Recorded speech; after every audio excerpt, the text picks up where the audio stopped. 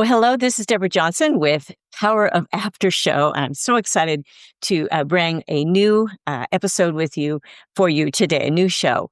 And this one, I'm joined by with my husband, Greg. And growing up, our Christmases were steeped in tradition.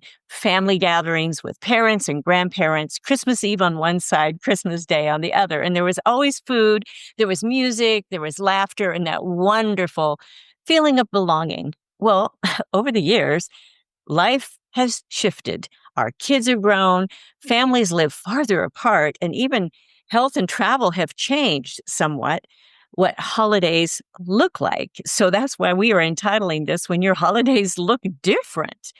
And this year, our celebration looks a little different too. So in this episode, in this show, Greg and I reflect on how to find meaning when traditions change and how to create maybe some new rhythms and new traditions that fit this season of life, and really how to hold on to what truly matters the most and to still create that real feeling of belonging. So stay tuned. Power of After is for you at mid-career, halftime of life, helping you maximize your skills, resources, and experience. We have courses, products, and help to make this stage of your life your best and most purposeful ever. Don't miss a single article, free download, or podcast. Get all the latest at goalsforyourlife.com/newsletter. Now, let's dive into today's episode. Well, Greg, thank you for being with us today. Hi, everybody. This is a great topic for us to do together, of course, because we are facing what we're talking about this year of, redefining traditions a bit and recreating them, I should say, and when the holidays don't look the same. So, and we have some, you might be facing some of these same things and of, kids across the country, or you have relationship changes, health changes. And so, what are some of your thoughts to begin with? You had some great comments on that. Did you already talk about that we kind of grew up with a traditional Christmas? Yeah, I did that in the introduction. Let's kind of review that a tiny bit, though, because yes, we were at it was kind of expected to be at your parents' house Christmas Eve. And then at your house on Christmas Day. So kind of the way this started is that as our kids got married, we just kind of assumed that we would extend having traditional Christmases at our house. And it was 5, 6, 7 years ago. We had this beautiful David put together this beautiful table, like probably sitting 12 there, and all these extensions, couples, and the traditional Christmas dinner, and everything just went great. The food was great. Dessert was great. The evening was great. Sharing songs and sharing presents, and it was, so we finished and we had wrapping paper everywhere, and everybody was gone, and fortunately the kitchen was all cleaned up, and we had lots of great leftovers, and it was just, so we were talking afterwards, and we both kind of shared that that was a probably once in a lifetime thing. It just went perfect. It was a Hallmark Christmas dinner and day. And because we had everyone there. Everyone was able to be there. Yeah, across the country, and that was unusual. Yeah. And we kind of knew it, and it was fun that we celebrated and really gave thanks privately. And sure enough, that was kind of the last time that it went off, that well. So here, we've got people who can't travel for various reasons this year. And so we're going to have a much smaller and abbreviated Christmas. And so the question kind of arose, well, why do you get together at Christmas anyway? Right. What are you trying to accomplish?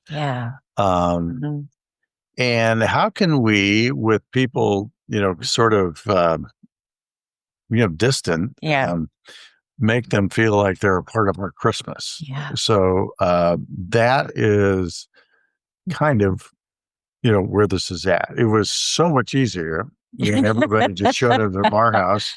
I had to throw up the Christmas decorations. Deb had to make sure the meal turned out right. Mm-hmm. And then we had a present under the tree for everybody. Yeah. So it's different now. And so that's what this is about. Yeah. And we know that was so unusual that many listeners here, you're going, oh, well, we've never had a Christmas like that. Maybe you've never had a Christmas, but it's for us, those celebrations, as we look back, we know our sons love Christmas. They love that time. And we celebrate Christmas. Some of you celebrate different holidays, but celebration is important. So, and especially celebrating the family. The family is extremely important and to create those memories. And so as we're thinking this year kind of creatively, and there's still some unknowns that we have, of timings on things, but we're thinking of new little things that we can do. And of course, the world opens up when you've got Zoom and you've got, some of those other, but nothing's the same as really being right together. And we know that now. I mean, people were craving that connection. So, we're putting out some ideas as well, and to make this year even very, very special and memorable in many ways. So let's just start throwing some ideas out. And what we want to encourage you to do is come up with your own ideas and to hopefully spark some ideas of your own. So, what we thought was you'd just start at the 30,000 foot level, and what are the broad goals that you want to accomplish? Right. So for us, the first and foremost is we want to remember that Jesus is the reason for Christmas, and whatever you do, make sure that Christmas is about celebrating Him. And so for us, that is involves Christmas carols. It involves when we give gifts to, just mention that He was the first gift, and that there's not only decorations of Christmas bulbs, but there's manger scenes and those kinds of things. So that's the first. Yeah. Second, though, is we decided that what we want Christmas to be about is not only a celebration of the Lord, but a celebration of belonging to a family. And no matter, how far geographically you're separated, that you're still a part of the family. So for us, our traditional Christmas, that's part of what it was. It was that when you were there at my mom and dad's house for 8 hours, on my brother's side of the family, it was that we belonged. Yeah. And then when on Christmas Day, when we spent 8 hours with Debbie's side of the family and all of the cousins and stuff, that there was an extended family that you belonged to. Right. And I think as the internet and AI and geographical distance and all of those things tend to pull us apart, it's important that you feel like you're a part of something that extends. And it extends the years. Friends come and go. Apparently spouses come and go. Your job comes and goes. Family, it appears, was God's design to be a continuation. Right. And so it's important to provide continuity. And, one of the reasons that, we have holidays is so that families can celebrate together. And at Christmas, once you add, so we're the grandparents, and then our kids are the parents, and then, once you add kids, and when you add daughter-in-laws or sons-in-laws, you have their side of the family too. Yes. So, Christmas can either be Christmas Eve, it can be Christmas Day, or it could be some day after Christmas. Right. But whenever it is, making sure that people feel like they belong to your tribe and that they have a tribe that they belong to is pretty important. Yes. So what we've come up with was a couple of little fun different ways to make sure everybody knows they belong. Right. Well, one is, of course, you can do FaceTime on Zoom. This is what we will probably do with one of our kids because they were facing this year. There's a surgery that happens, and so travel will be difficult. Plus, at this year that we're putting this out, we have been faced recently with travel challenges because of a government shutdown and all of the travel changes.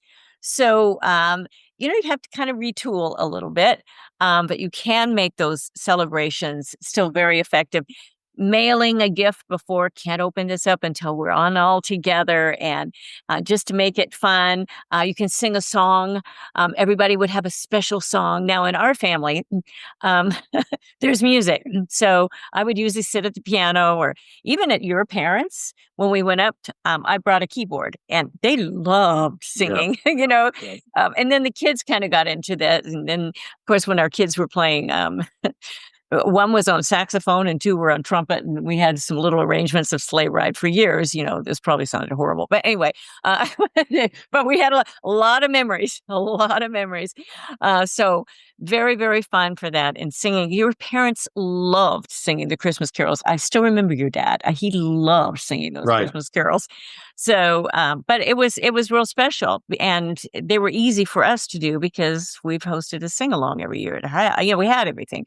So you might have just little tracks, little things that you can do. And especially if you have grandkids, very important to just, keep those little traditions going. So one of the things we're thinking about doing for our family members that can't travel is creating a Christmas card that says, "You belong with us." And so that, if you've got a color printer, you can create your own Christmas card. And, you have some Christmas scene done in color. The front says, "You belong with us." And then, we sign it and, "Merry Christmas, love us." But what we're thinking about doing this year is making a care package. And this care package will have, 3 or 4 small presents in it from all the members of our family. And then we're going to create a custom family photo. So everybody's going to send in their own individual picture. So there will be a picture of my brother and a picture of my sister-in-law and a picture of our sons. Everybody have a picture.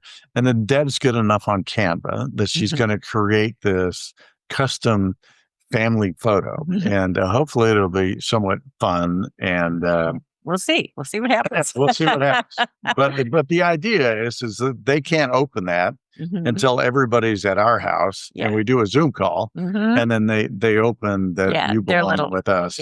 You belong with us. So anything with that belonging is important. So the point is to make them feel like they belong here and that we love them. And you also came up, this was fun to talk about. I liked this one a lot, were the little elf badges.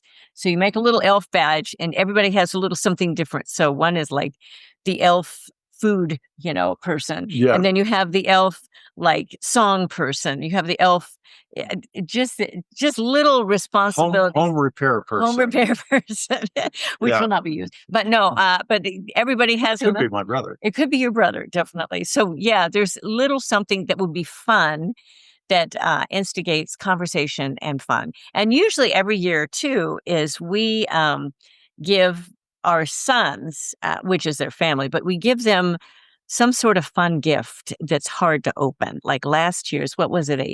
It was like a puzzle box. Oh, yeah. Yeah. And, sometimes we put money in there. So, and they have to discover like how to open up, and it's always a contest and who figures out. And there's always one son that figures it out early at first.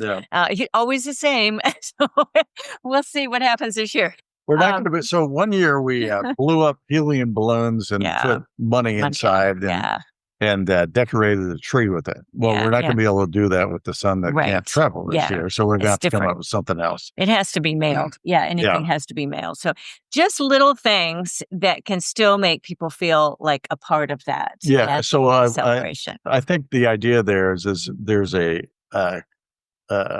present that continues through the years. Yeah. And it's on Debbie and I to come up with how to one up ourselves from the year before. But I think that we wanted to be able to give them a little bit of money at Christmas, but we didn't want it just to be an envelope. No. So we keep coming up with new ideas. Yeah. Yeah, because now, believe it or not, if you have kids, you probably understand they appreciate money more than gifts. So, okay, we'll just give you the money. We will buy gifts for the grandkids. So, here, you get whatever you want. So, and unless it's a special tool, but still, and part of that is my stubbornness, because I always enjoyed opening presents. Yeah, and I always kind of knew my grandparents didn't have a lot of money. They had migrated here from Oklahoma during the Dust Bowls. So every time I received anything from them, I knew that it was a big deal. So opening a present was great. And but when we have such warmth when we think, some of listeners here may not have the warmth that you grew up in a family like that, but family is very important, and there are so many things that are trying to pull our families apart. And it's really important to be able to establish something. And if you didn't have those traditions, it is a great opportunity to start traditions. I always remember showing up Christmas Eve, and there was always your nana's fudge or 7-layer cookies. I mean, always. And there's a Tupperware, who knows how old, Tupperware box. I mean, the box was old. The fudge was brand new. But there was the fudge, and then there were the 7-layer cookies. And that's one of those continuing things. Every year. It doesn't matter what it is. Yeah. But the humans like something that they can count on. Yeah. Yeah. Whether it's the smell when you walk in the door, or it's my grandmother's fudge, or, and Debbie didn't eat nearly as much as I did, but she still remembers it. I remember it. And then my parents would show up. My mom always made this special punch. Oh my goodness, was it good? And your grandmother always made that chocolate pie. Oh yes. My grandmother made the chocolate pie. And we knew exactly how she ate it, because she would serve each piece. The knife would go in, she'd wipe it and lick it. And then the knife would go. We would know that every time. So we were just careful here. And those are another things about being somewhere. What we're trying to address is because the traditions are changing because you can't be there. So how can you make people feel like they belong, even though they can't be there? Yeah. In fact, Debbie and I were describing our culture. It's like the expanding galaxy. It tends to just want to pull people apart. Yeah. And and what we're trying to do at Christmas is to make people feel like they still belong. Yes. And a lot of fun things. And also what I liked, and we started having this now at Christmas morning. For us, we would do Christmas Eve with your side of the family, and Christmas morning, then I started our own little Christmas morning before we went to my parents, and there were Belgian waffles. And so your parents would drive out. Well, your dad, after 3 or 4 years of Belgian waffles and my dad hearing how good they were, he invited himself he did. to drive out and be a part of our Christmas morning. Great memories. And he'd always eat 2. He loved those Belgian waffles. With strawberries and whipped cream. And he had no weight problem, believe me. So he could eat as much as he wanted. And, the kids remember that. They just love those Belgian waffles. I make them a little different now. I do not let them rise for hours and doing all that. It was a lot of work. But it was a really wonderful wonderful, wonderful tradition that's what we were known for, you know, and that's something that we could do because it was yeah. 35-minute drive to our house. It wasn't a 3-hour flight. Yeah, especially on Christmas morning, they could do that. Yeah, and so just those little traditions, and then when my father started on Christmas, he started having, instead of the normal ham or the turkey or whatever, he started having this prime beef. The kids go, "Oh, we love that!" So of course now we get to buy the expensive beef, and so that might be, another thing that we send a little certificate. Here's beef for you guys when you're away, so you can have your own your own little celebration and celebrate with us. But yeah, it's there's a lot of virtual tools, but to keep that connection together, make it fun, full of laughter, that's really really important. It doesn't have to be expensive. No, like doesn't. the goofy photo we're thinking about sending. The thing is we would have thought about it ahead of time, arranged for it to happen. It makes them feel like they belong. We'll probably send a gift certificate. Fresh meat or something. Little something that they can and ahead of time a little bit too, so they can at least have that a little bit. But and we found gifts because they have to open it. Oh, they have to open it. That is true. So, that is true. Okay. That's what happened when Dad improvised. Yeah. Oh, I got it all planned. But and they love the certificates and things too. That's what we did quite a bit of last year, were just the little gift certificates. And when you find people don't use those, but our family apparently does. I can tell when they open those gift certificates, and they usually tell me as well, but they appreciate the time together. And so creating those memories, creating the, just special times. And we talked briefly too, don't give up on this. It takes work to do this. And that's why we're thinking now. I mean, it's just different. And don't have your expectations so high that you're just going to be so disappointed.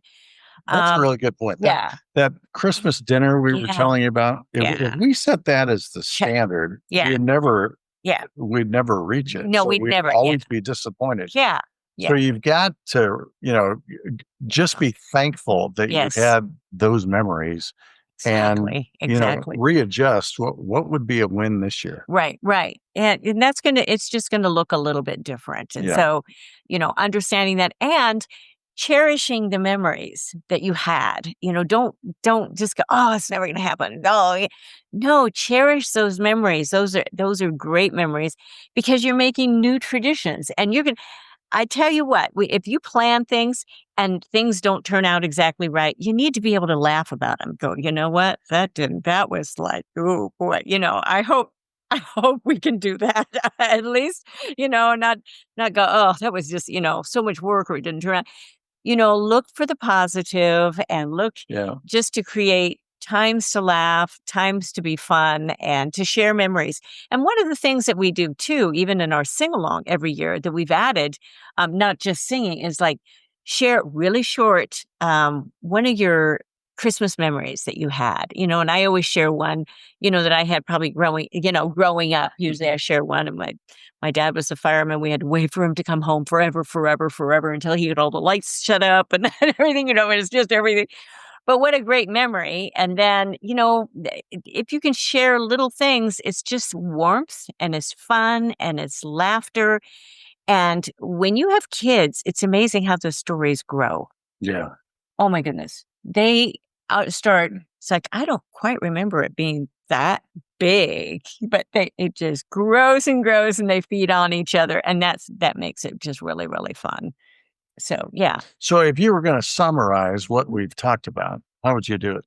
I would say very important to not give up on creating new traditions if your holidays look different.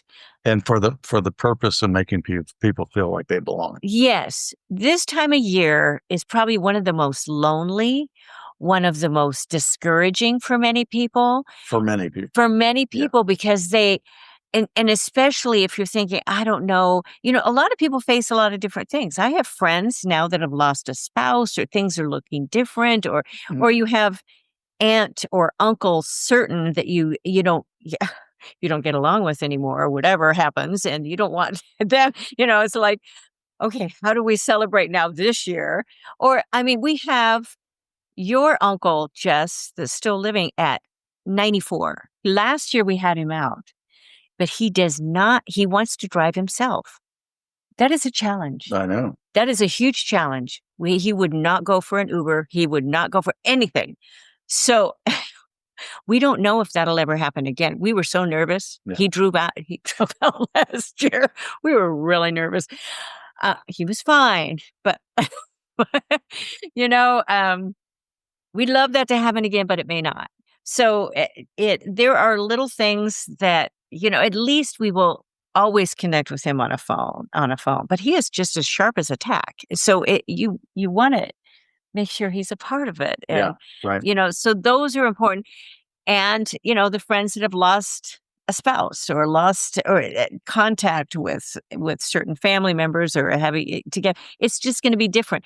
And I tell you, it's important. We've emphasized family because it's fun to have friends over too.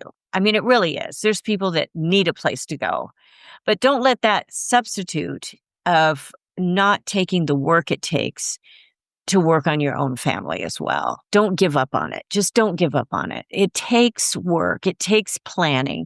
And sometimes even when you plan, it's not going to turn out perfect, but take what you can get. Take what you can get and enjoy it, and decide. Have fun with it. Have fun with it.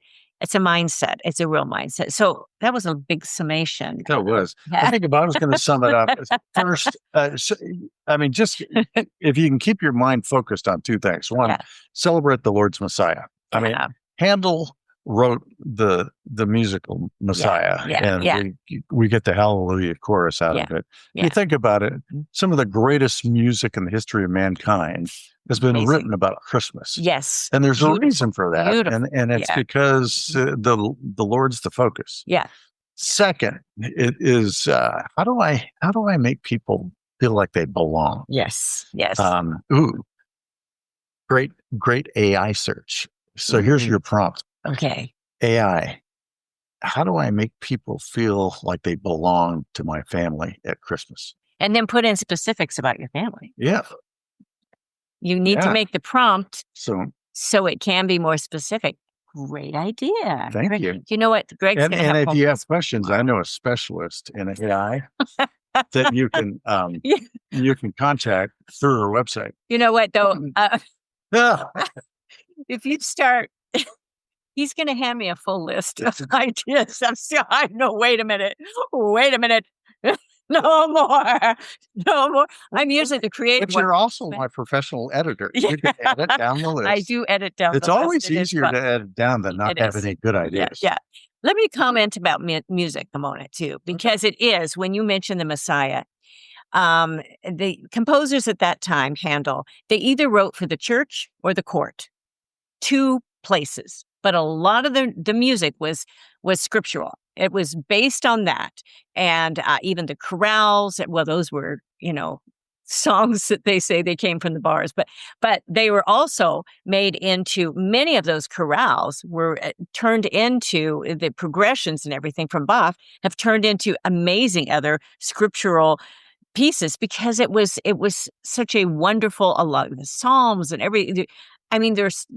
they're poems, they're poetic, they're all able to, do that. So don't discount a lot of that music. And that's what we end with in our sing-along too. Every year. That's right, you do. The Hallelujah chorus, people go, where am I in the music? But no, it's really fun. So. But if the greatest history of the world was written about this significant event, it's worth remembering him. Yes, it really, really is. So I think that is a great summation of all of this. We've wandered around enough little ideas, I think. make sure you get the article that comes with this, because I will put in a little worksheet for you to work, and maybe some prompts in there too, to help you to be able to discover if you're going through some times for new traditions. And I think every year is going to probably look a little different for us. Yep. We've got, you get not only to where your kids get married, but then a lot of them have not only one family, but two, where they have, and it's, so now they are going responsible for 3 places. So it's not just 2. We were just 2 places. So it just gets more involved. So being patient with that process, and just making it as special as you can, so they want to be there, so they want to come and enjoy that time. So good. Yes. Thank you so much for joining us. Hopefully you followed all of our little rabbit trails, but it was a really fun conversation.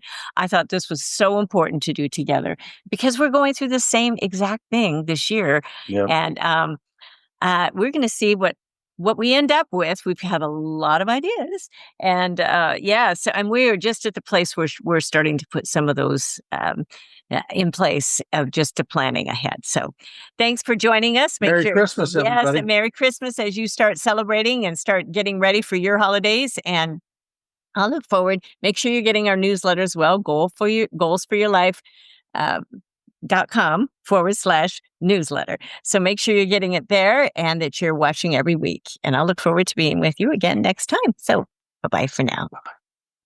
Thanks so much for spending time with me today. I love bringing you insights to help you maximize your skills, resources, and experience at mid-career and beyond, so that you can make your next chapter your most impactful and purposeful yet. I'm Deborah Johnson, and I can't wait to be with you again next time on the Power of After Show.